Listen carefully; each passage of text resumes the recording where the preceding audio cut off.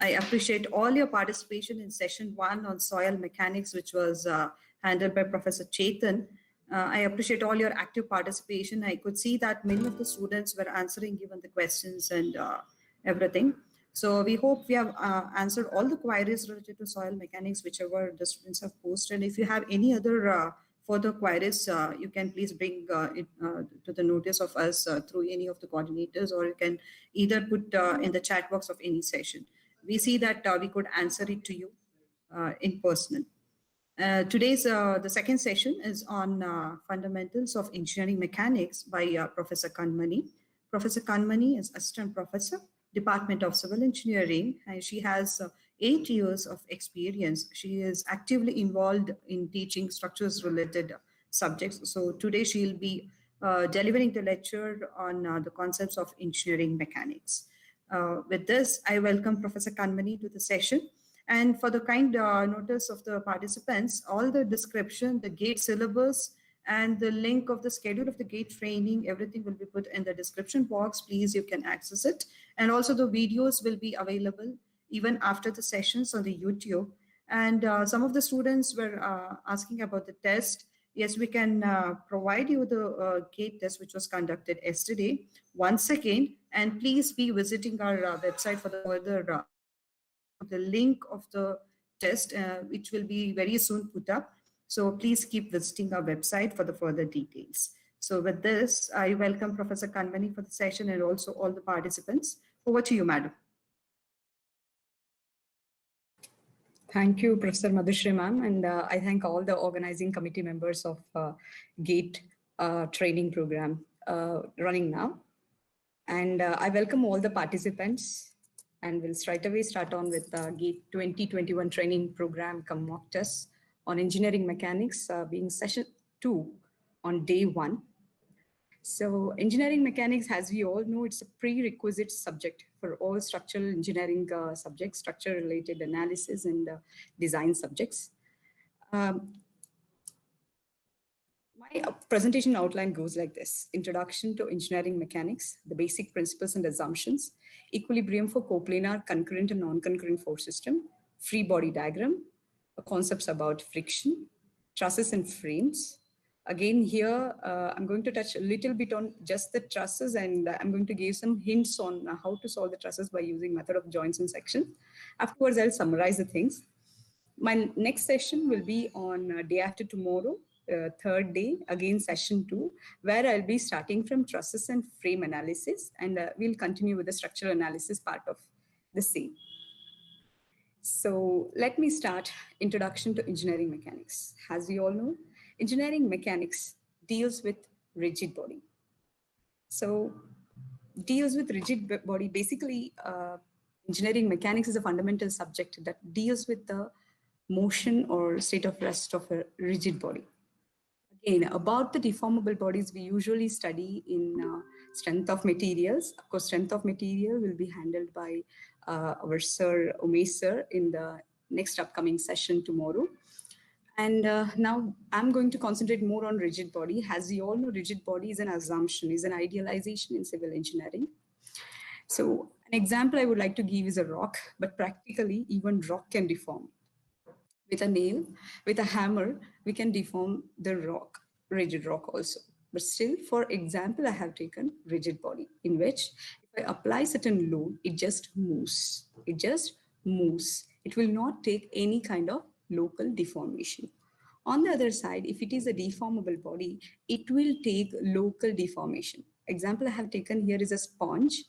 All of you might have used the sponge by using some kitchen works, or while cleaning the cars. So how we are using it? So simple. We are going to crush the sponge first. So while we are cleaning it, we will apply certain load in such a way that first the sponge will deform, afterwards it will start cleaning. So it will take the motion. Initially, it will take local deformation and then it will take the motion. That kind of a bodies are called as deformable bodies. So today we are concentrating more on rigid bodies. Regarding the deformable bodies, we'll study in detail in strength of materials. Of course, our presentation outline looks so huge. It's a big subject, huge subject. I'm handling it, I'm just giving a certain hints to crack the gate exam. All of you might have studied this subject in the first year physics cycle.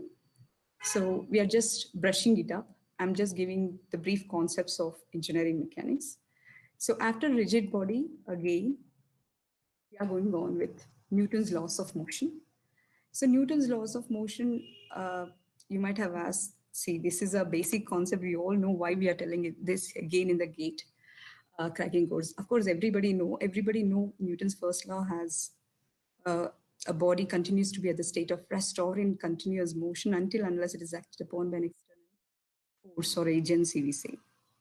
But this is a physics statement. When we see Newton's law in terms of civil engineering, it tells that if the force is resting like this on a ground, the resultant force is zero. So until unless an imbalanced force applied on this football, nothing but somebody comes and kicks this football, the resultant acting on this will be zero. That's why this body is in the state of rest. So this is another view of looking into Newton's laws of motion through civil engineering. Again, Newton's second law, where we are going to get the definition of force. Everybody knows Newton's second law. So force is directly proportional to mass into acceleration. So just as we spoke about the first law, Newton's first law, every body continues to be at the rest. Now the body is at the rest, resultant is zero. Now somebody kicks it. Once it kicks, the ball moves like this. It takes certain acceleration. Nothing but there arises an unbalanced result. Hence, the system is not in equilibrium. The system is not in equilibrium, hence the body starts motion, starts taking motion. With that, an acceleration is developed in the body. In turn, this acceleration is directly proportional to the force applied, and it will be in the direction of application of the force. So do remember this, there is an acceleration developed which is directly proportional to the force. Okay, and it will be in the direction of application of force. This is Newton's second law of motion. Moving on, Newton's third law. So we know Newton's third law in a very simple manner. That is, for every action, there is an equal and opposite reaction. But as a civil engineer, we have to look into this direction. The forces of action and reaction between the two bodies, which are in contact, have same magnitude, same line of action, but opposite in direction. With that, again, I will take the same ball. Here, the ball is resting. There is a weight acting on the ball.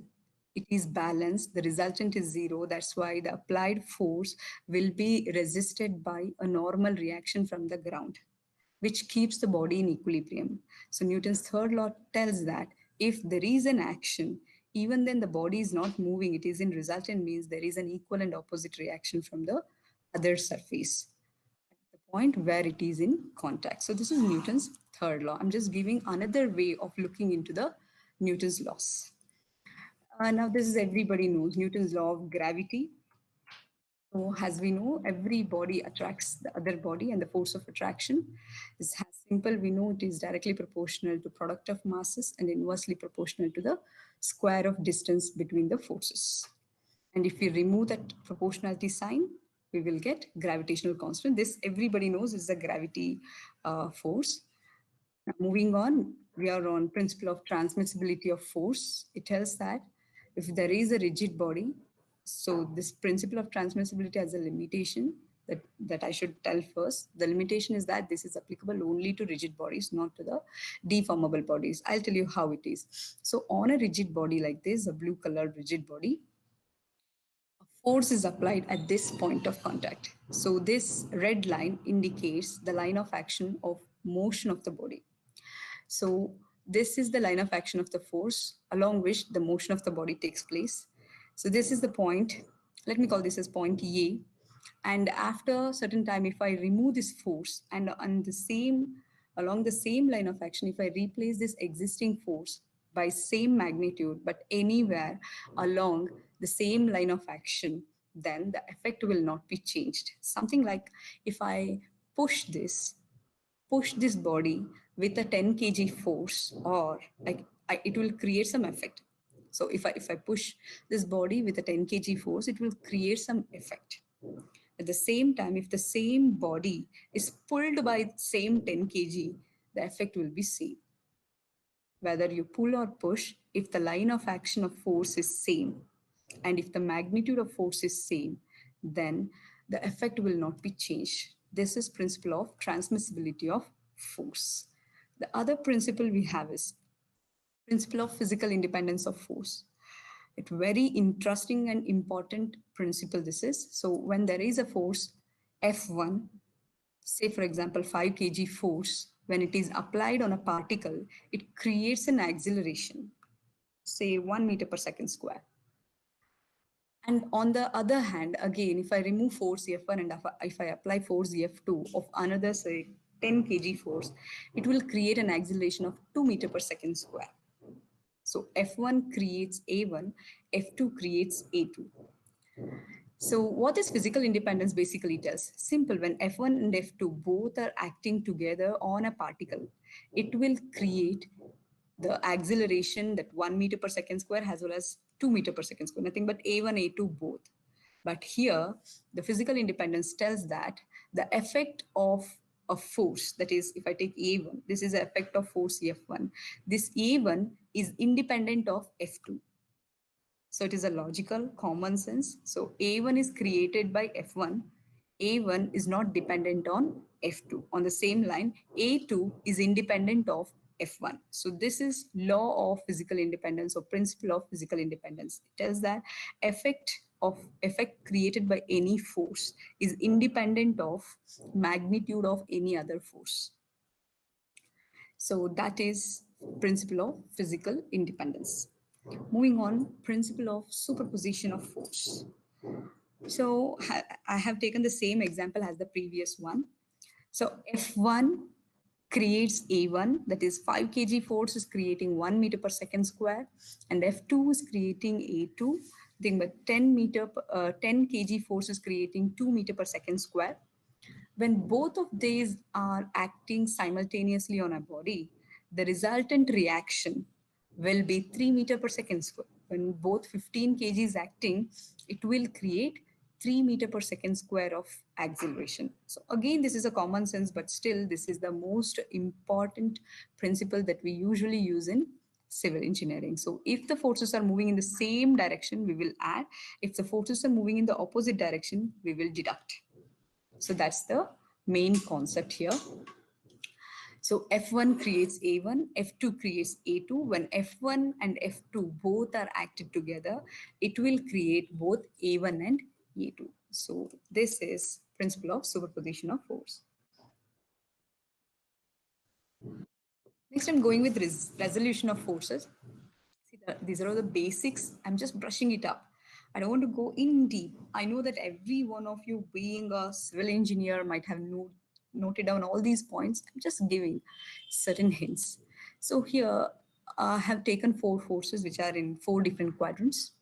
So just to explain you in a simple term, when you have F1, our faculties or our teachers might have taught us that at the bottom or at the tail of the force, I have to start or write a parallel line to x-axis, and then I have to put or drop a perpendicular line from the head of the force. So I will get 2 parallel lines, one parallel to x and the one parallel to y.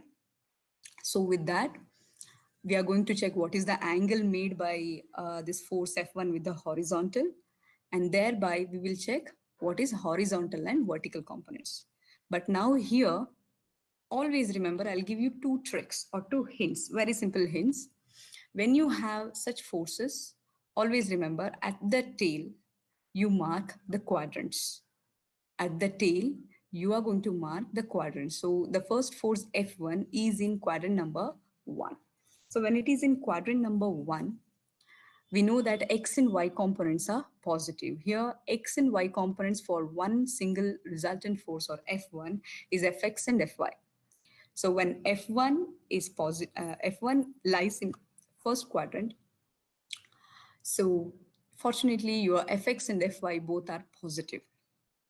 Always remember, if the angle given is with respect to x-axis, I repeat, if the angle is given with respect to x-axis, your x component is always cos, your y component is always sine. So you can simply note it down. So your x component is always cos, y component is always sine, but the condition is the theta, angle theta, you should write with respect to x-axis only. If it is y-axis, then it will be vice versa. Now for force F1, your Fx, F1x will be F1 cos theta, which is positive, which moves towards the right side. Since it is in the first quadrant, it moves towards the right side. And F1 sine theta, which is nothing but Fx, will be in the upward direction like this. So this is our F1 sine theta, which is nothing but Fy, both are positive. Now, if it is F2, I'll write at this corner again. At this corner, I am going to write the quadrants at the tail of the force. Now, this force is in second quadrant. In second quadrant, I know that Fx is negative, Fy is positive. Fx will become F2 cos theta and Fy will become F2 sine theta. Remember, theta is with respect to x-axis. On the same line for F3, the force F3, if you take, it is uh, if I drop the same quadrants at the tail of the force, this force is in the third quadrant where x and y, both forces are negative.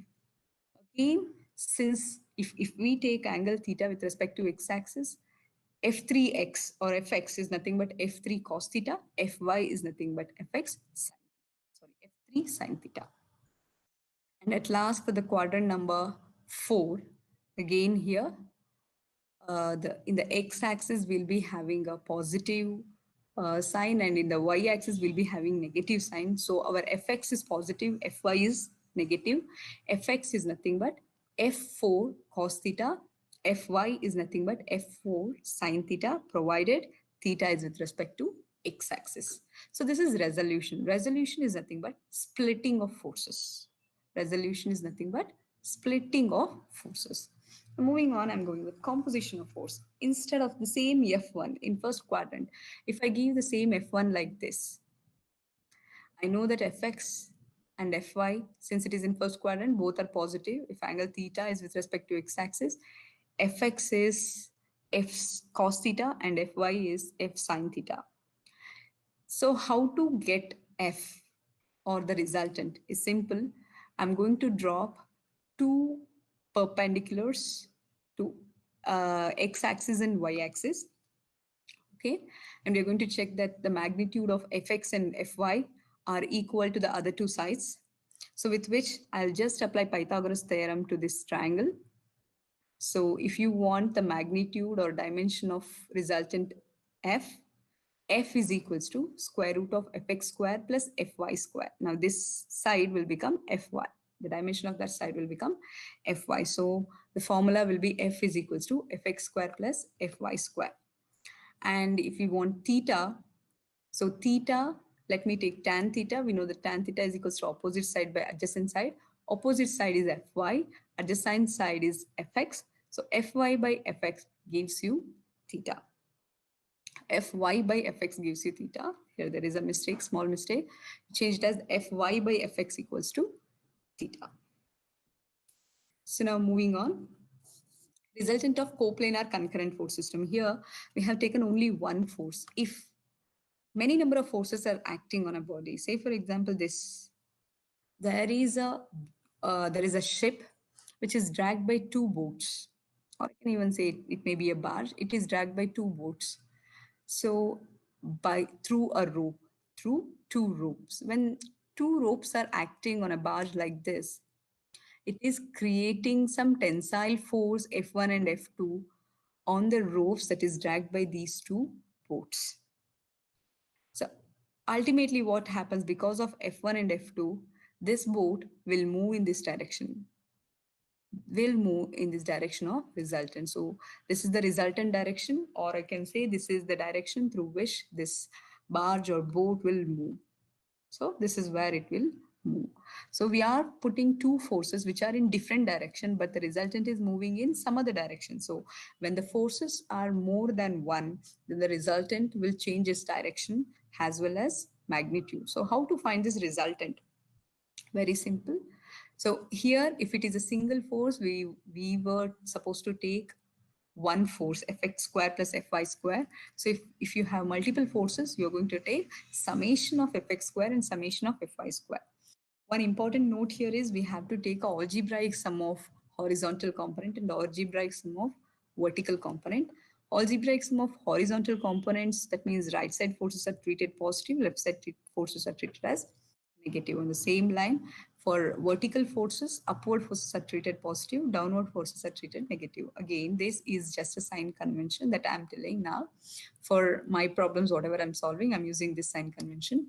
And in some other textbooks or in certain other faculties may reverse the sign convention also. Nothing will happen. The answers is still the same. Now again, alpha gives you the angle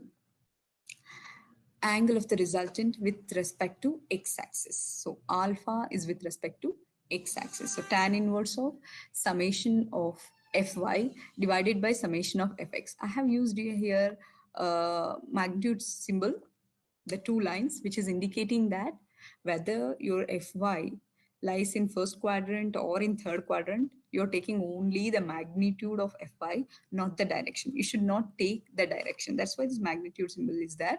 So you're going to take only the value, don't put minus. So tan inverse of this value is always positive. You're going to just put the magnitude here. You're not going to put the direction. Okay, because alpha is always with respect to x-axis and your sigma fy talks only about the magnitude. Okay, we are not taking the direction here. If you take the direction, it will give a wrong answer. Now on the same line, for the coplanar concurrent forces, if you have just two forces like this acting at a point, then you may need not to go with this formula. This formula is applicable for more than one forces. It may be 2, 3 or any number of forces. This formula is applicable. If you have only two number of force, while cracking some problems in GATE, it will be very useful if you apply law of parallelogram of forces, which tells that a resultant R is equals to square root of P square plus Q square plus 2PQ cos theta. Okay, it is also called as cosine rule. So, and there alpha is equals to tan inverse of Q sine theta divided by P plus Q cos theta.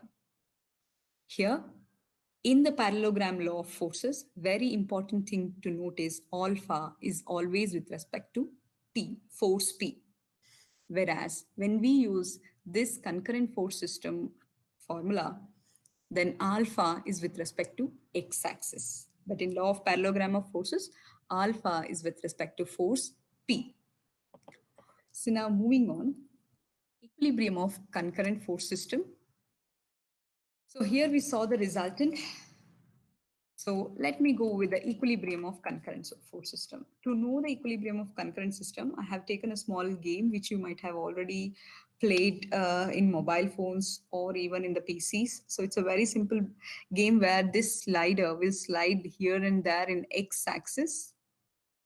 Okay, and this ball will move along y-axis and it can rotate. Like if I just drag to this end, this ball will come to this end and it will rotate. So that is how I can say that this two-dimensional system, in this two-dimensional system, this ball can move in the horizontal direction, can move in the vertical direction, or it can rotate. So the major thing here is you should observe is the rotation. If I draw the axis for this, so I will take this horizontal axis as x-axis, vertical axis as y-axis, and the axis which is coming perpendicular, that is towards us, towards your mobile phone or towards you, I can say that is z-axis. So x, y, and the other exactly perpendicular to the monitor is y-axis, sorry, z-axis. So now exactly perpendicular is z-axis. That means this body will rotate, I will move along x-axis, will move along y-axis, and it can rotate. The symbol here you can see it can rotate about z-axis, this point. it can rotate about z-axis. So if at all, if I make this ball to stand on this slider and I'm keeping the slider at the same position, then all the horizontal forces acting on the slide and the ball is zero. All the vertical forces acting on the slide and the ball are zero. And the moment along z-axis, that is perpendicular axis to the monitor, is also equal to zero. So the moment for a two-dimensional system occurs on z-axis. If you make it zero, then the body will be under the state of rest. Let me take one more example for the same equilibrium. All of you might have played this game of Mario. So wherein this Mario in the two-dimensional video game, he can move in the x-axis, he can jump in the y-axis, and he can jump like this. That means he can create a rotation along z-axis. This is z-axis. So about z-axis, it is rotating. So z-axis is just a point that is perpendicular to the monitor. This person or uh, this boy, what's it, Mario, can move in the x-axis, can jump in the y-axis, and can rotate or can move can take a long jump along the z-axis. So it is sigma fx, sigma fy, and sigma mz. Now this Mario is not moving anywhere. That means he's not moving horizontally. Algebraic sum of f algebraic sum along x-axis is zero. He's not moving along y-axis, so algebraic sum of all the forces along y-axis is zero, and he's not taking any long jump. So moment along z-axis is also zero. This is equilibrium of concurrent force system. Now moving on. If it is a non-concurrent system, nothing but if the body is in the space, it has 3 dimension. If it is in 3 dimension, we have this 3 plus 3, 6 equations of equilibrium. Now, how this is applied? Let me take an example of a Rubik cube. Everybody might have seen this, or some of you might have used, or some of you might have been the expert in this. So this Rubik cube, if you see this Rubik cube, this I'm showing it in the two-dimension system. This is x-axis, this is y-axis, and exactly perpendicular to this point is z-axis. So here, if you want me to show x, y, and z-axis, x, y, and z-axis. Repeat, this is our x-axis. Here the x-axis is this. This is our y-axis. So here the y-axis is this. And the z-axis is perpendicular to the monitor, that is this axis. This looks like a point from other end. So I'm rotating this in the first slide about the y-axis. So this is y-axis. About the y-axis, this cube is being rotating. Now again, this one about the z-axis. Now about the central point, it is rotating. This is z-axis. And this is about x-axis, it is rotating. So my, mz, and mx, all three are equal to 0. So I will go to this. This body can move horizontally, can move vertically, can move in front perpendicularly. At the same time here, it can rotate vertically, it can rotate perpendicularly, or it can rotate horizontally. So if you make the body not to move in any direction, not to rotate in any direction, okay, just like a huge big rock, it will be in the state of equilibrium. So for equilibrium of a non-concurrent force system in a 3 dimension, then we have to think of these formulas. Okay. Now moving on, 2 dimension and 3 dimension non-concurrent force systems are over. So this is yet another very interesting example of non-concurrent force system. Wherein you have a number of forces acting on this stone stacks, where we have 6 equations of equilibrium applied on these stone stacks. So because of that only, this body is in the state of rest. That means all the forces acting along x, y, z, all the moments along x, y, z are balanced, and the body is in the state of rest. Moving on, free body diagram. Another very important topic in engineering mechanics, without which we cannot solve the problems of very huge structures. So what is a free body diagram? It's just a graphical representation of single or subsystem of bodies isolated from its surroundings but shown under the action of forces. So I'll take one example like this. You might have observed babies or kids playing in the park, playing in the swing. I can take the same swing example. I will make this body or a kid into a particle, and I'll apply the force as W, and the tensions are taken. I mean, the ropes are subjected to tensions. I will take tensions directly. So this forms a system where you have concurrent forces passing through one single point. So that's a free body diagram. I'll take one more example. This is a crane. So wherein there are a number of forces acting on the crane. Major forces I'm taking is a load that is carried in the hook, and then the crane load, and there is a counterweight acted through one more rope. So if you see this point, I can write n number of free body diagrams here. I can write for this point, this point, this point, and even for this point. So I have just taken only for one point. This free body diagrams helps us to solve the problems, to find the unknowns easily by just isolating the given force system by considering the entire system has a skeletal diagrams. So here I will consider these three forces, and based on this weight, we are going to find out what is the counter reaction or the force required by this crane to lift the load. So that's how the free body diagram is formed. One more example, the ladder. So this ladder is resting on a wall wherein at this junction, at this contact surface, the wall exhibits, there is a reaction in the wall, there is a friction in the wall against this ladder. See, at this point, ladder tries to move down, the friction will be in the opposite direction. At this point, the ladder will come to this direction, the friction will be developed in the opposite direction. At this point, ladder tries to move down, make a groove inside the earth, but there is a normal reaction from the top.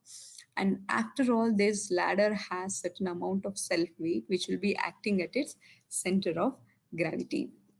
So how to write the free body diagram? We usually write the free body diagram by considering the ladder has a two-dimensional structure like this. So there is a frictional force. The ladder tries to move to the left, frictional force will be right. Here, the ladder moves down, the friction will be on the upward direction.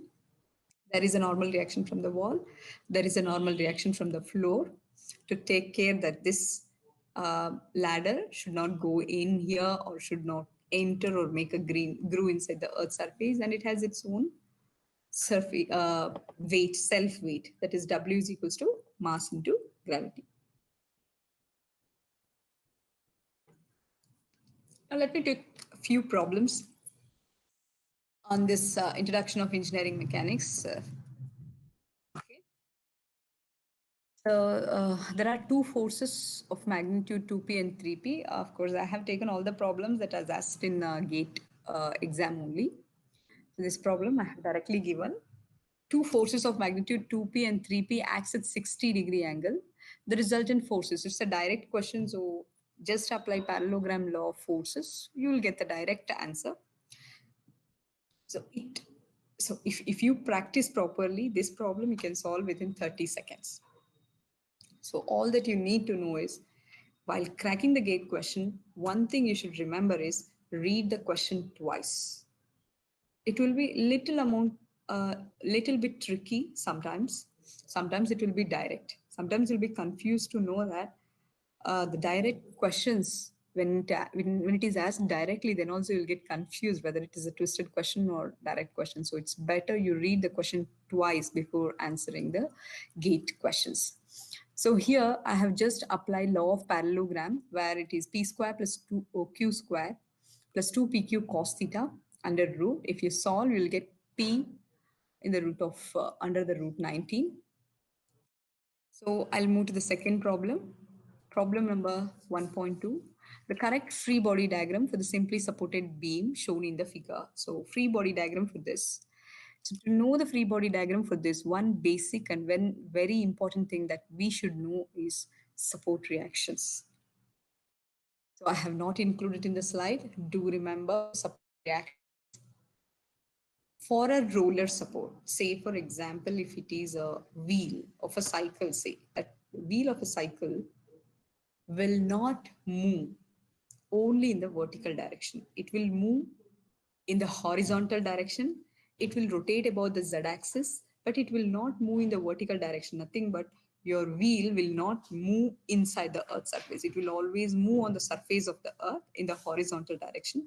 It will always rotate about z-axis. So by taking that example, I can tell that roller support has only one restriction, that means only one resistance offered by the earth surface exactly in the perpendicular direction to the contacts. So for this roller support, there will be a vertical action. This is a hinge support. So the best example always we people give is the door hinge or even the window hinges. So what this hinge will do, you cannot shift the door in the horizontal direction or in the vertical direction. The only thing you can do is along the vertical axis, you can just roll it. You can just rotate the force. You can just rotate the force. Sorry, you can just rotate the door or window about the vertical axis.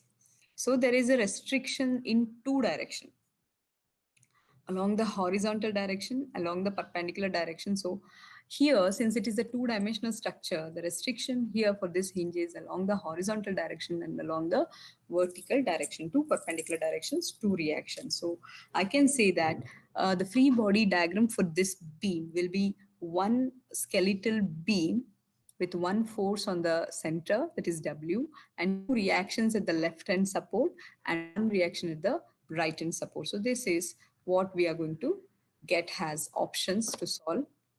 So among this, left hand support with two reactions and right side support with one reaction. So the answer will be A. A will be the answer to solve this problem. Moving on.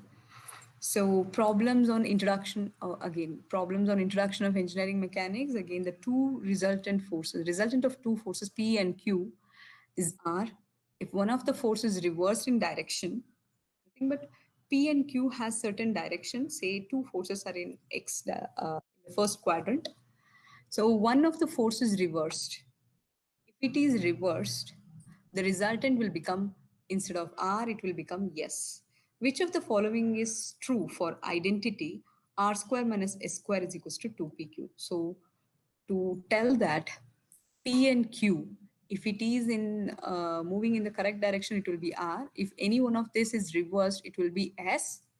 Then the result of R square plus R square minus S square will be 2PQ. If so, how does these forces are aligned? That's the question. So the options are forces are collinear, forces act at right angles to each other, forces act at 60 degrees to each other, forces can have any angle of inclination between them. Always remember, if forces are collinear, then your resultant R would be 2P or P plus Q. If it is in the opposite direction, it is P difference of Q, that is your S. When it is right angle, then you are going to take the Pythagoras theorem. Now, the other option that we can do is we have two forces. We are applying parallelogram, law of parallelogram of forces. That is R square is equals to P square plus Q square plus 2PQ cos theta. If it is in the right direction, this is the formula. If it is in the opposite direction, we know that the only value that changes is this. It will become minus 2PQ. With that, R square minus S square will become 4PQ cos theta. But the given statement is R square plus S square is equals to 2PQ. So once PQ goes, you will get half to the left side. Cos theta is equals to half, or theta is equal to 60 degrees. So the forces act at 60 degrees to each other. So this gives you the resultant of this gives you the identity of R square minus S square is equals to 2PQ. So P and Q will make an angle of 60 degrees with each other. Moving on, another problem. A known force R is to be replaced by two forces P and Q parallel to it, and at a distance A and B from R as shown in figure. Force P will be equal to. The question is little twisted, but it is very simple when you see it directly. It is actually a direct question. Once the figure is given, it is a direct question. Something like it is an eccentric force. When an eccentric force is acting on a simply supported beam, what happens? There develops two reactions. Among these two reactions, all that we know is if it is W, this will be RA, this will be RB. And RA and RB, when RA is equals to always WB by L. Now here the little confusion or little variations in the given symbols, that is very simple. Here P is nothing but the reaction R1, which is equals to RB divided by the total length A plus B. So the answer is C. So here 1 mark or 2 mark questions are basically on the basic principles that we have studied, majorly law of parallelogram of forces, Lami's theorem, and then a certain amount of equations of equilibrium and resultant forces. Simple questions are asked, but bit twisted. So now moving on, the next topic I'm going to take is friction. What is this friction? Very interesting topic, friction. So far, in all the concepts, whatever we have studied, this friction was treated as a negligible force. But when the force of friction comes into picture, the entire figure or the problem will look a bit difficult. It is because while taking the direction of force of friction, we always get confused. So I'm just giving you certain hint how to tackle or how to write the direction of force of friction. So let me tell you what is force of friction first. Force of friction is the force developed at the contact surface between the 2 points or the two bodies that prevents, always remember, frictional force tries to prevent the motion of this body over the other body. Here the two bodies are this surface and the cylinder. The cylinder is trying to move in the direction of motion due to this applied load.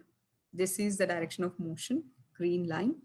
So applied force is here, the saffron colored force, applied force. It is trying to move the body in the direction of motion. But the body will not move to that suddenly, it will not move.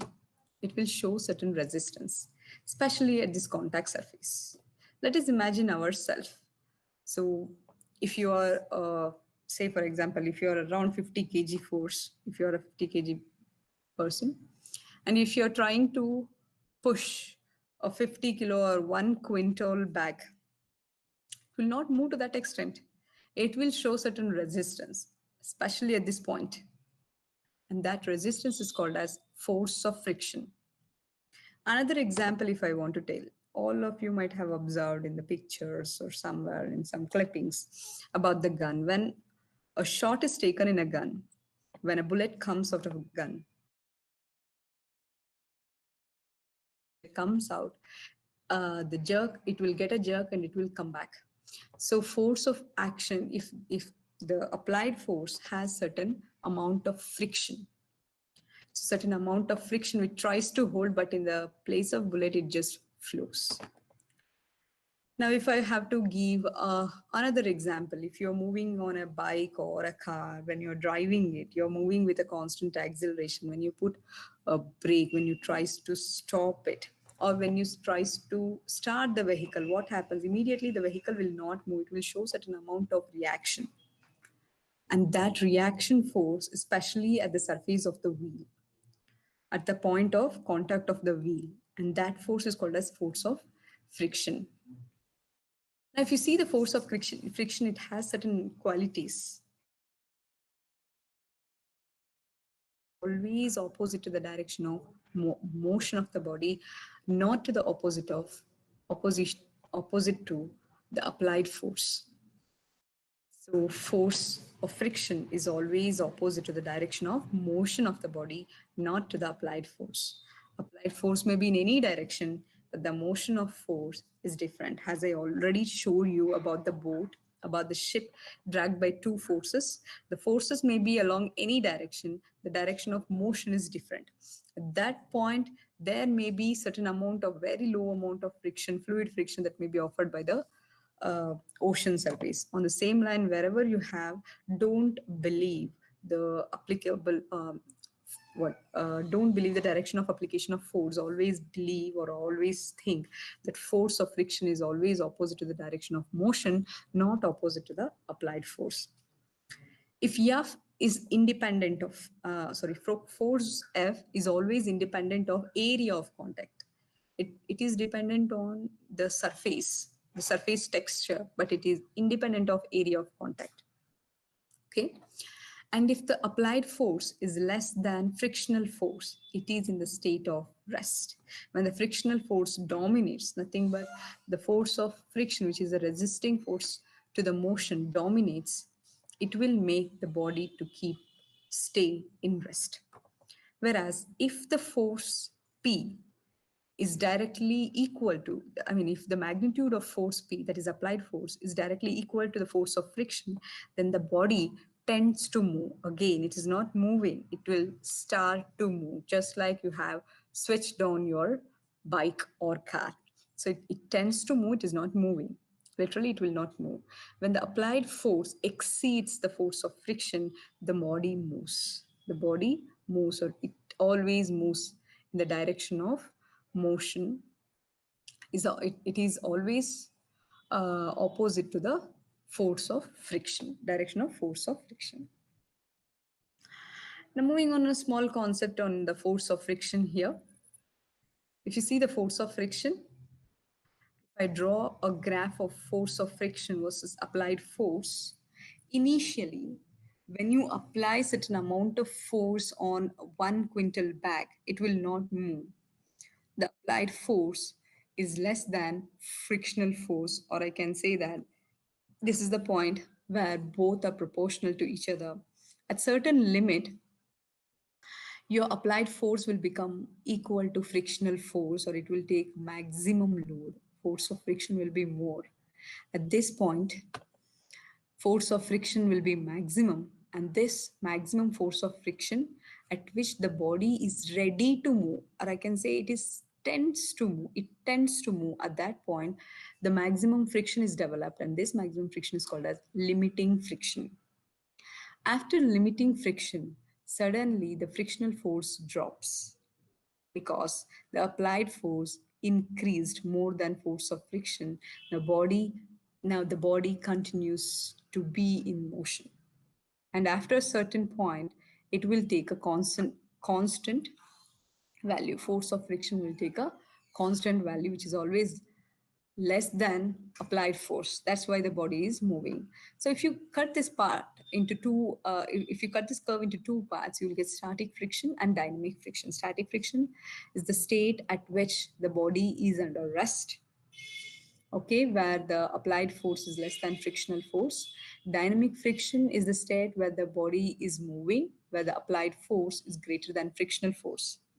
If you see the limiting friction is something where your F will become max, that is force of friction will become maximum, and it will be equal to the applied force. So if you come here, I have showed here also the same thing.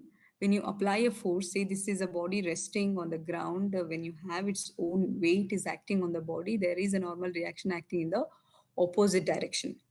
So these two are there as usual. There is a weight, there is a load, there is a reaction from the Earth's surface. That's why the body is in equilibrium. But see this is an external unbalanced force acting on the body. To balance this, there is a force of friction. When these two are balancing each other or less than that, it will be in the straight line.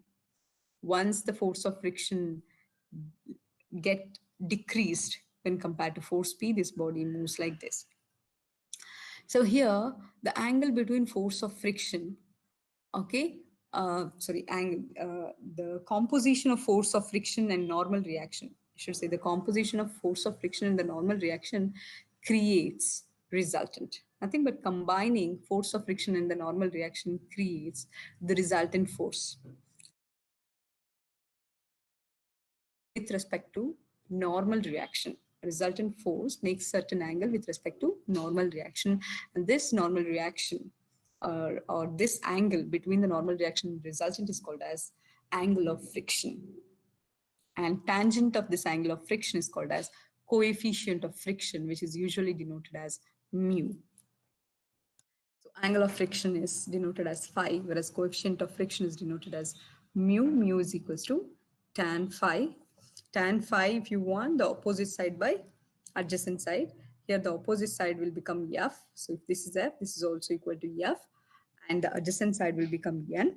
So mu is equals to tan phi, or if you want phi, that is angle of friction, we just have to take the ratio of force of friction to the normal reaction. Now, the other concept that we should learn in friction is angle of repose. So what is this angle of repose? Very simple. When the body resting like this, if I just change the angle made by this surface with respect to horizontal, if I increase this to certain angle, the body will take another position. Has a increase, and at one certain point, this body tries to move down like this. Tries to move down, and you have a force P which is trying to oppose this. Okay, let me remind that let me assume that this force is not exceeding this frictional force. If that is the case, what happens? This body tries to move down in this direction. If it moves down in this direction, your force of friction will be in the opposite direction. If that is the condition, when this alpha just makes, or when this angle just makes the surface uh, to just create an impending motion of this body in the downward direction, then at that point of time, if you observe this angle between the surface and the x-axis is equal to alpha, which is nothing but angle of repose. Angle of repose is something which is always equal to angle of friction. So if it is an angle of repose you have, it will be equal to angle of friction. So if they give angle of repose in the GATE exam, so indirectly they are giving the angle of friction. Another important matter that we should know is cone of friction. It's very simple. As the load is applied on this side, there emerges a force of friction. As this load takes 360-degree line, like at each point, if this load rotates, on the same line, this friction will also rotate.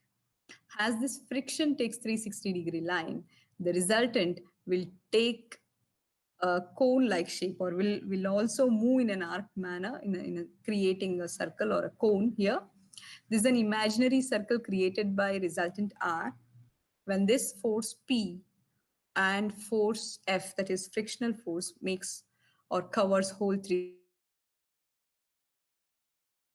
an imaginary circle or imaginary cone will be formed, and this hypothetical cone created by resultant force is called as cone of friction. Okay, now moving on. We'll have a problem here on friction. So problem number 1, a steel wheel of 600 diameter rolls on a horizontal steel rail. Okay, it carries a load of 500 Newton.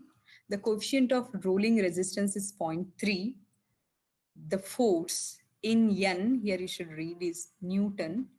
The force in Newton necessary to roll the wheel along the rail is what? That is the question. There were 4 options. Here, the solution is directly given. So I will show you how we have arrived at this point. So there is a steel wheel of 600 diameter. It is a wheel. So this wheel rolls on a horizontal steel rail. You just take a beam on the top of which a steel wheel will be rolling. It carries a load of 500 Newton. So this wheel is 500 Newton load. And the coefficient of rolling resistance. Now see this word. Coefficient of rolling resistance. Rolling resistance is nothing but friction. Coefficient of friction given is 0.3. The force in Newton necessary to roll the wheel load, that is force P, applied force P we want. So it is ready to move. If that is the case, the force P will be equal to F max. We know that F max will come into picture when coefficient of friction is equals to your F by N, force of friction divided by normal reaction. So if I cross multiply that, I will get this value mu into N. Here, the normal reaction, this N is indicating the normal reaction offered by the earth, whereas this N is the unit, Newton. So the normal reaction is equals to applied force, the applied weight or the self weight of the structure is 500 Newton. So 500 into 0.3, you will get around 150 Newton. This is a problem on friction. So now moving on.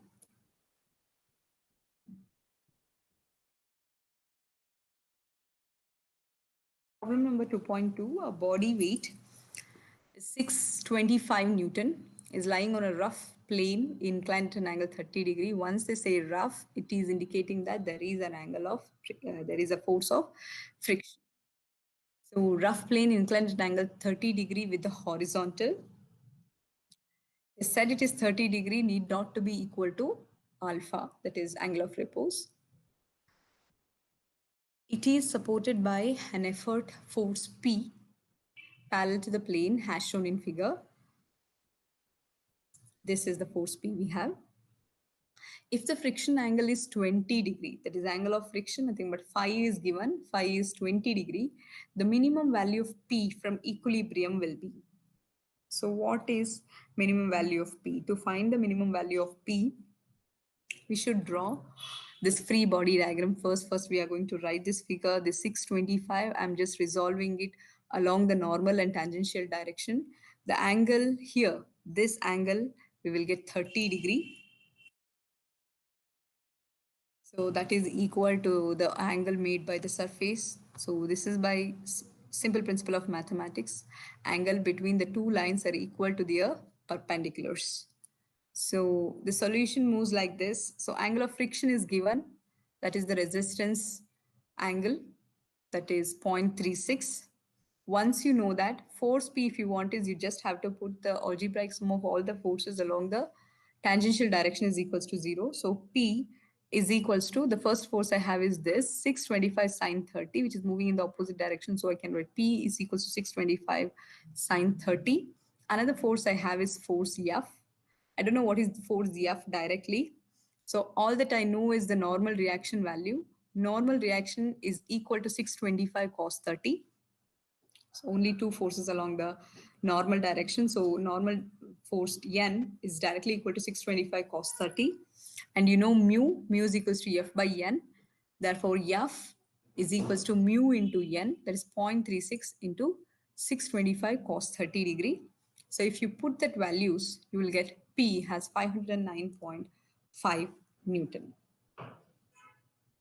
Now moving on, after the friction, you have a number of friction forces, which we are going to study in deep, even in the next session also. Again, after the friction, we are moving on trusses. Before moving to trusses, let me tell you once again about the force of friction. Force of friction, angle of friction, coefficient of friction, angle of repose, and cone of friction. All these things are very important, without understanding which you cannot solve the problems on friction. Always remember, force of friction is exactly opposite to the motion of body, not opposite to the force which is acting on the body. It is always opposite to the motion of the body. And limiting friction is nothing but the maximum frictional force that will be occurred at the point at which the body just tries to move or tends to move. Now moving on, the next topic we are going to teach is trusses.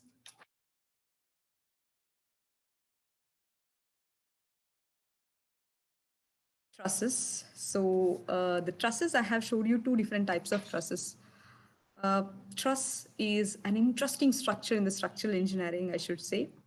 A structure wherein we assume that all the member forces are just the axial forces.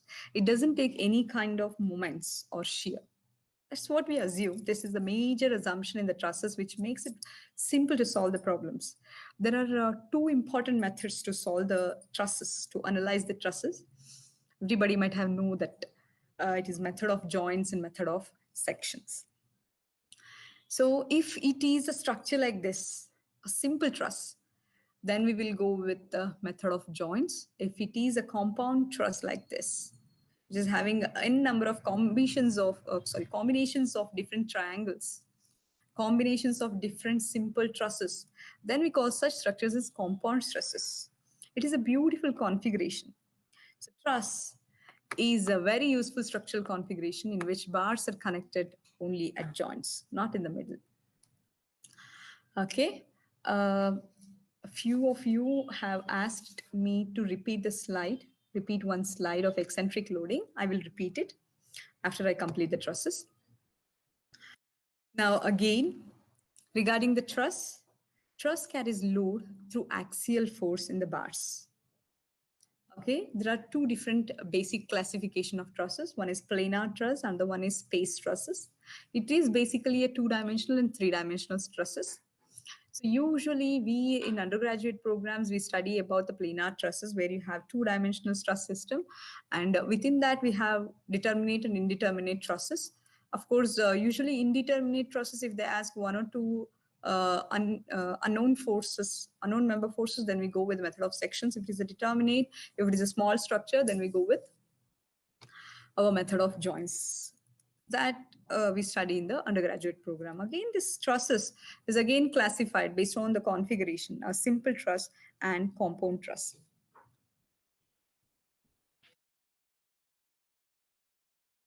So what are simple trusses? Simple trusses are made of simple triangles. If you want to make a simple truss, take two members, make a joint and add it to a triangle. So several triangles are joined together to make a large truss. A new triangle can be added to truss by adding two members and a joint. And what is a compound truss? Compound truss is simply a combination of simple trusses. By joining two or more simple trusses, we will get compound trusses. Now, what are the basic assumptions that we usually do in trusses? Truss members are connected at its ends only. This is the major assumption, nothing but end to end. Whatever the member dimension is there between the two joints, we will consider that as a separate member. So members are connected at its ends only, at the nodes only, joined by frictionless pins. These members are joined by frictionless pins, or like we usually say pin jointed trusses, usually joined by pins. That is what we assume. Then loads are applied only at the joints, not in between the members. Even the load is visually practically applied, we assume that the loads are acting only at the joint. That's how we solve the trusses. Even if it is a small truss, small roof truss, or it is a tower structure, in all the cases, we usually take the loads acting, whether it is a wind load, we take, it will be acting only at the joints or nodes. Self-weight of the members are usually neglected in the procedure, or in the analysis of trusses. Usually self-weight of the members are neglected. Now let me check, or let me tell you about determinate and indeterminate trusses. Of course, the continuation of this I'm going to teach you in the day after tomorrow session, day 3 session number 2. So I'm going to continue this. Now again, a small introduction again about the determinate and indeterminate trusses. When we take determinate trusses, determinate structure is something in which the unknown members are found by using equations of equilibrium alone. That's what we basically know. Determinate structure, whether it is a determinate beam or a determinate truss, it is basically, so if the unknown problems can be solved by using equations of equilibrium alone, then we say it has a determinate structure. So I have considered here one small thing. If M is the members of the truss and J is the number of joints in the truss, then if you want to say a structure or a truss to be a statically determinate structure, then it should obey this concept or this formula, that is M is equals to 2J minus 3. What is this? Very simple. Each, as I already told you, each member exhibits axial force. So that means if you want to know what are the internal unknown reactions or resistance offered by this structure, just count the members. Each member will give one axial force. That is the basic assumption that we have done. So each member will give one axial force. That means the unknowns in each member is 1. So number of unknowns here is equal to M. Okay, 2 we use for the number 2 we use for two-dimensional structure, and here J is the number of joints. Number of joints, why we have taken this 2? Okay, number of joints here is J, and we have considered 2 here. What is the 2 exactly? It is for two-dimensional structures, of course, but the number 2 indicates something else. Let me take one small example. I'll take the FBD of joint A. If I take the FBD of joint E of this truss, very simple. At this joint, I have one force which is moving along AB direction, another force which is moving along AF direction. Okay. We are getting certain doubts. We'll solve it at the last. Okay. So again, at this joint, if you see at joint A, you have a tensile force or a compression force. I don't know, it's an axial force. Axial force means it is either tension or compression. It acts along AB direction. So along AB direction, you have a force. Along AF direction, you have a force. Along that, at the junction or at the support, since it is a hinge support, you have 2 reactions.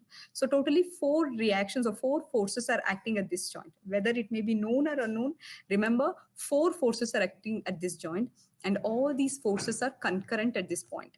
That means these forces are emerging from one single point.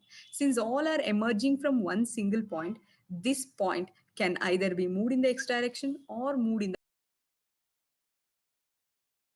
the only sigma fx equal to 0 and sigma fy equal to 0 will be applied as equations of equilibrium, but not sigma m, since this joint cannot roll out or rotate along about its own axis or z axis, unlike we were doing in the beams. Okay. So that's why at each joint, we'll be having only 2 equations of equilibrium. One is sigma fx equal to 0. Another one is sigma fy equal to 0. 2 reactions.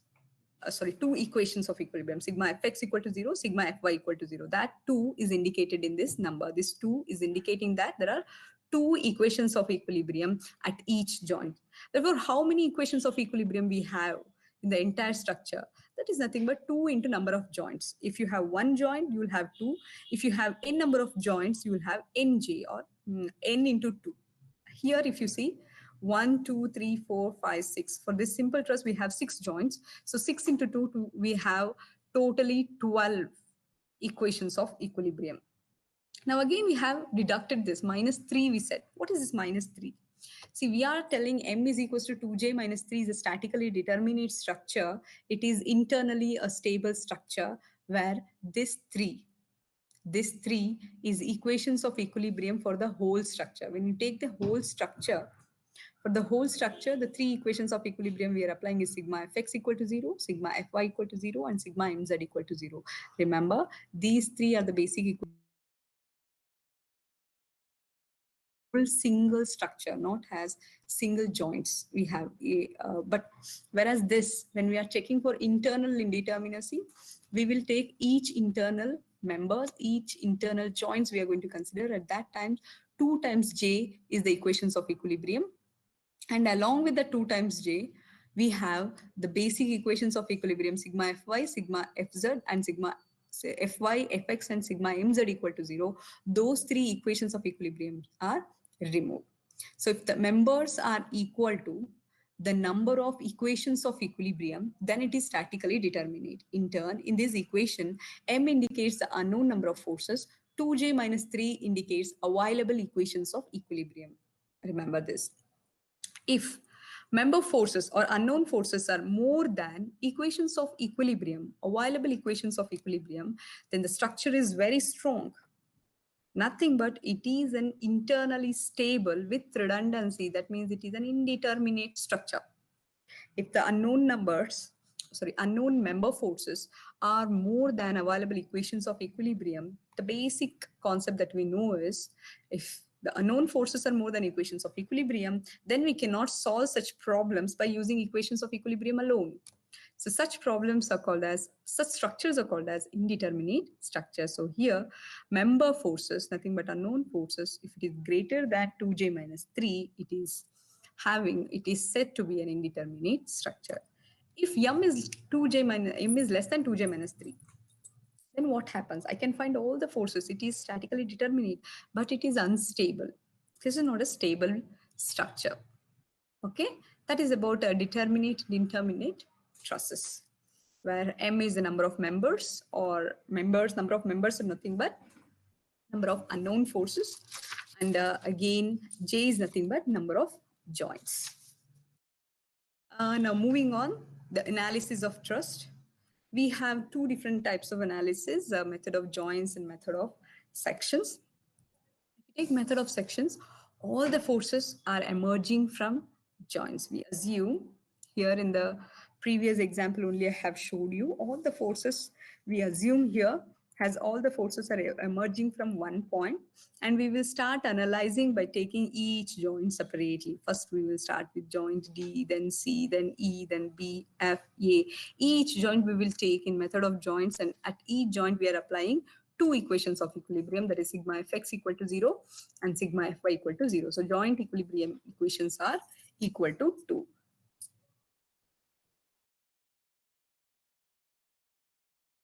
The procedure, if you see, the procedure to solve this problem is very similar to equilibrium of concurrent force system, wherein we are using only two equations of equilibrium, sigma fx equal to 0 and sigma fy equal to 0. We are not considering sigma m since all the forces are concurrent, nothing but emerging from one point. On the same line, if it is method of section, in method of section, we are considering the forces are emerging from different points. So we will cut the entire truss into two sections, two halves. Need not to be equal halves. Depends on the members, the unknown members asked in the question. So if the unknown members are some three members, if you cut the section along the three members, you will find the three forces emerging from three different points. That's good method of sections in which equilibrium equations are applied to the whole structure. When it is whole structure, when you are not considering for each joint, then the equilibrium equations for the entire structure is only 3. So you're not going for from joint by joint. Instead, you're dividing the section into two. You're dividing the entire structure into two sections, and you're taking only one section to analyze this by applying only three equations of equilibrium. That is sigma fx equal to 0, sigma fy equal to 0, and sigma mz equal to 0. Here the procedure is same as equilibrium of non-concurrent force system. So the main hint in the method of section is that you have to take the moment at the point where you have two unknown forces. Where you have two unknown forces, you should take the moment at that point. Now, hints to solve the problems of trusses by method of joints. No, I'm not going to solve the method of joints problem in this session. I'm just giving certain hints. So start with a joint which is having only two members, two unknown members. Only two unknown members if you have at any joint, take that joint. So with one known members, one known value should be there, two unknown forces should be there. You choose such joint first while tackling the truss through method of joints. And check for zero members since you need certain tricks or you need certain shortcuts. Always check for zero members. Zero members are something like this. Say, for example, if you have a joint at which three forces are coming and joining like this, whatever this angle may be, if these two forces are collinear, that means acting on the same line, then the third force is always equal to 0. Remember, when two forces are collinear, then the third force is always equal to 0. Same thing here, two forces are collinear, then the third force is 0, but the forces here will get into a same magnitude but opposite in direction. Remember, same force, same magnitude but opposite in direction, and the third member is a 0 member. If you go for this here, again here two collinear forces, the third one is having a different angle, even then it is having a different angle, it will be 0 since the two forces are collinear and the force is directly transferred to the other member. Let me see here. If the joint is having only two members, and both the members are perpendicular to each other, then the forces in these members are equal to 0. Repeat, if the forces in these two, if the forces you have to find at the joint where you have only two members and the angle between the two members are equal to 90 degree, then the force in each member will become 0. That is about a zero member concept. You can just observe the truss. If you have any such joint, put zero directly. Then hints to solve the problems on trusses by method of sections. So the truss will have more number of sections. That is nothing but I'm trying to tell here is it is a truss where you have n number of triangles, n number of members. You cannot just calculate or count the sections as like we used to do m is equals to 2j minus 3 formula. We cannot apply here since structure is very huge. If that is the case, if they ask certain unknowns in the problem, say one or two members or three members, maximum only three members they can ask. If the three members are unknown, then we are going to cut the section along those three unknown members. And the section should be only through those unknown members. You cannot take 1/4 section, which is again unknown. We cannot cut through that. You should check, you should see that the section cuts only three unknown members, not more than three.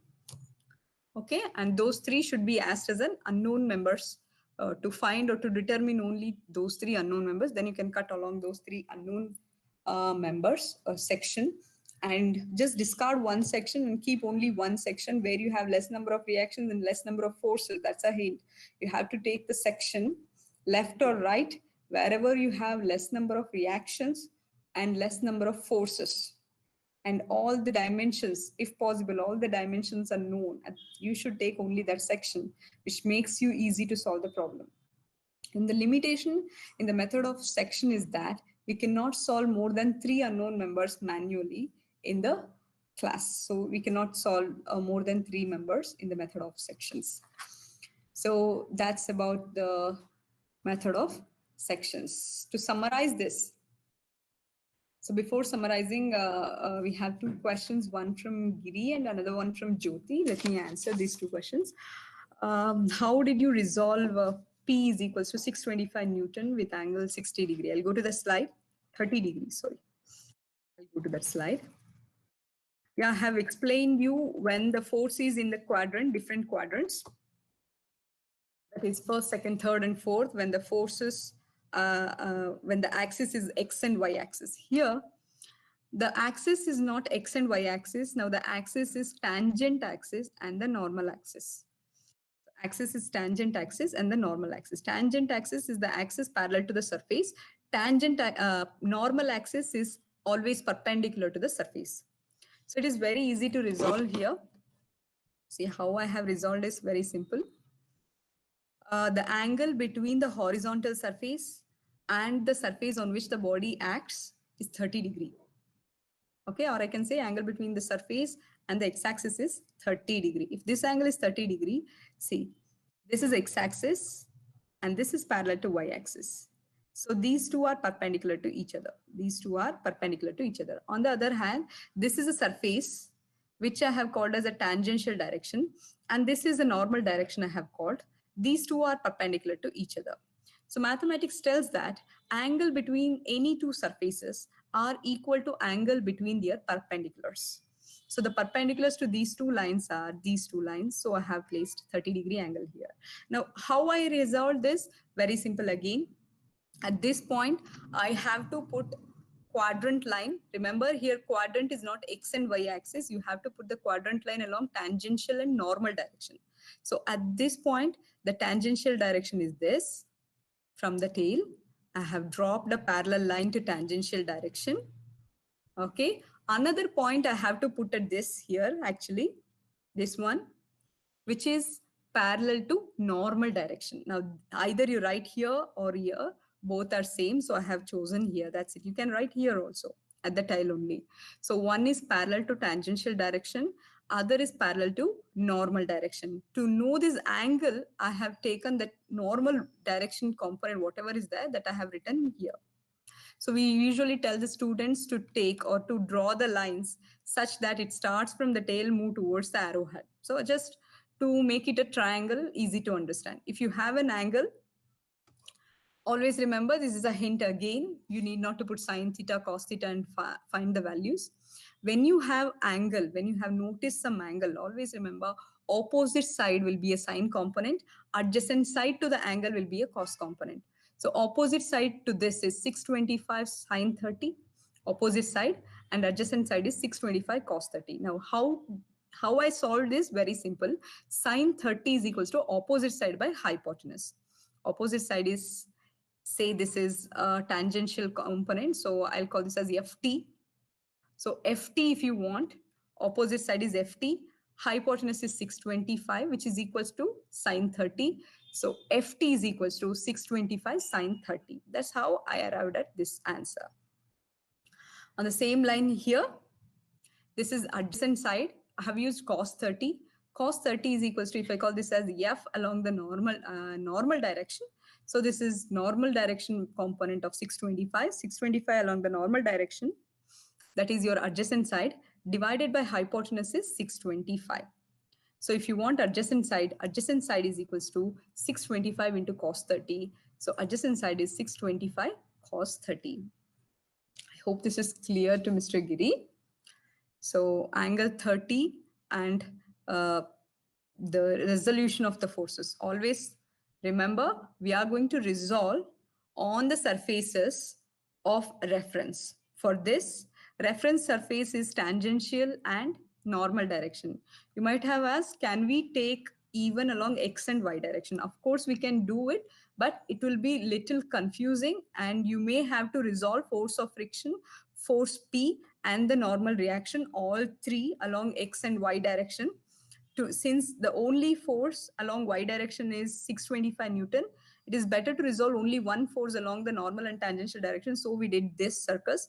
If not, we may have to resolve P, F, N, all these three forces along x and y direction. To make it simple, we have resolved only one forces, which is in the vertical direction. So that's the answer to Mr. Giri. Now moving on to Jyoti. She said, again, the problem of friction. Two, the same problem. Again, she's also asked the same question. Now to solve this, it is very simple. The question asked here is, find the minimum value of P from equilibrium. So to keep the body in equilibrium, P should be equal to F. If P is more than F, then the body will move. So to keep it in equilibrium, we have a condition that P should be equal to F, not just this F, all the horizontal forces or all the forces along this tangential direction, summation of all the forces along the tangential direction should be equal to force P. Then only this body will be in the state of rest. Again, if you want me to tell, the force P is moving or trying to make this body to move in the upward direction like this. So I will take algebraic sum of all the forces which is moving along this direction, and I will find what is P. Something like sigma F or sigma forces along tangential direction is 0. If I consider this direction as positive, so I can write the equation as plus P minus 625 sine 30 minus F equal to 0. I repeat, plus P minus 625 sine 30 minus F equal to 0. Or I can tell P is equals to F plus 625 sine 30. That is the basic question. 625 sine 30, we know. What is F? We don't know. To find F, they have given angle of friction, that is 20 degree. So tan phi is mu. Mu is F by N. So you have N value here. If you apply normal reactions equal to 0, plus N minus 625 cos 30 equal to 0, or N is equals to 625 cos 30. Okay, mu is equals to F by N. If you want F, N into mu you have to do. So that is the solution here. In a single line I have written here, P is equals to 625 sine 30 plus F. Your F here is nothing but tan theta value or mu value, which is equals to F by N. Mu is F by N. If you want F, mu into N is this value, 0.36 into 625. Mu is 0.36 and 625 cos 30 is N value, which will give you P is equals to 509.5 Newton. I hope this is clear. It is very simple. Just we are applying again the same equations of equilibrium, but along the normal and tangential directions. Okay. With that, let me summarize the things. I Hope there are no questions again. To summarize this, engineering mechanics is a prerequisite to structural analysis and design subjects. It is actually a prerequisite. Without understanding engineering mechanics, you cannot understand strength of materials, structural analysis 1 and 2, and design of RCC, design of steel, and a few more subjects which are very much important, which are based on this mechanics of rigid bodies. So the solution to the problems are based on the basic concepts and fundamental principles, whatever I have told you now.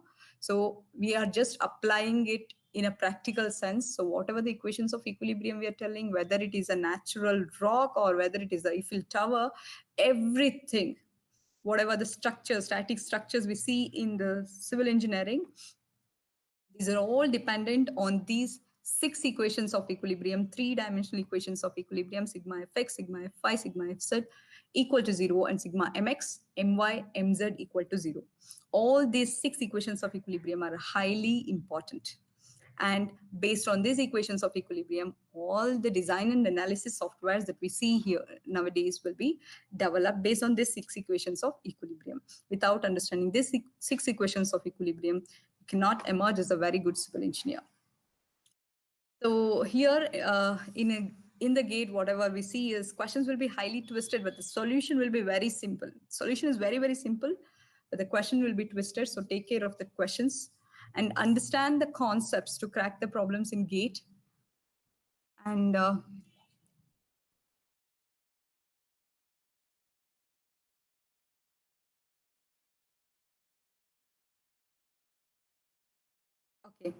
there are a few more questions. Okay, we'll tackle that also. So understand the concept to crack the problems in gate. The thing is, I already have told you, read the question twice. Read the question twice before answering. So thank you for listening. And before that, we have a question from Shweta Kashyap asking that, can determinate unstable trusses be provided to use? Yes, it can be, but on special cases. I will tell unstable trusses where you're going to provide is in a very simple, it may be a tent house, a temporary tent house, where you're not going to keep the structure for a long time. If you're keeping the structure for a long time, but then unstable trusses cannot be provided. You can never provide unstable trusses for a permanent structure. If it is a temporary structure you're holding for some parties, then you can provide such truss structures. And where does the friction angle come into action? Friction angle comes into action once, this question is asked by Bharat Babu. Once the body starts to move, angle of friction will come into picture. This angle of friction is very, very important when you're riding the vehicle in the horizontal direction, when you're crossing the vehicle and all. So this force of friction is very, very important. This is the one which tries to push you out sometimes across the road. So the question is, friction angle comes into action. I'll go to that slide so that I can easily tell you.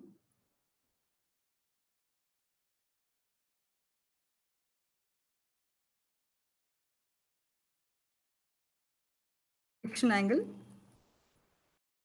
So once the force of friction comes into picture, because there is a normal reaction, because there is a force of friction, when two forces are acting, there is a resultant resistance. So force of friction, normal reaction, both are resistance developed against the applied forces. It may be a self-weight or it may be an external load. So force of friction and normal reactions are two resisting forces for the action of the body. Once the resisting force comes into picture, ultimately resultant reaction or resultant resistance will come into picture. Resultant resistance will have this angle of friction always. If you have resultant angle, then you will get angle of friction. So angle of friction is very, very important for the practical aspects also. Okay. With that, I'll close the session. Thank you for listening. We'll continue this method of joints and sections again in the next session, day after tomorrow. I'll take a few problems to explain there. Thank you for listening and all the best for you for your exams. Over to Madhushree ma'am.